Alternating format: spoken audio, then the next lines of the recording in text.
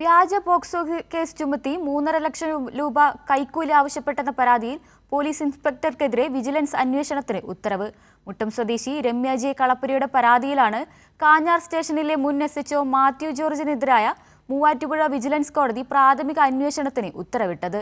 Idukki vigilance unit 3 മാസത്തിനകം പ്രാഥമിക അന്വേഷണം പൂർത്തിയാക്കി റിപ്പോർട്ട് സമർപ്പിക്കണമെന്നാണ് കോടതി നിർദ്ദേശം.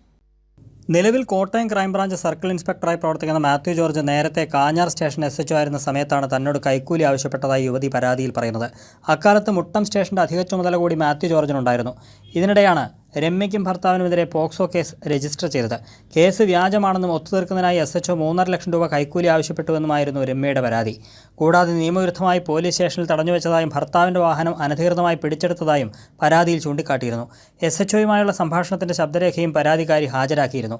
ഇതെല്ലാം പരിഗണിച്ച മൂവാറ്റുപുഴ വിജിലൻസ് കോടതി മാത്യു ജോർജിനെതിരെ പ്രാഥമിക അന്വേഷണത്തിൽ ഉത്തരവിടുകയായിരുന്നു. ആരോപണങ്ങളുടെ സത്യാവസ്ഥ പരിശോധിക്കുന്നതിനായി Idukki vigilance and anti corruption bureau പ്രാഥമിക അന്വേഷണം നടത്തി 3 മാസത്തിനകം റിപ്പോർട്ട് സമർപ്പിക്കണമെന്നും കോടതി നിർദ്ദേശിച്ചു. കൈരളി ന്യൂസ്, കൊച്ചി.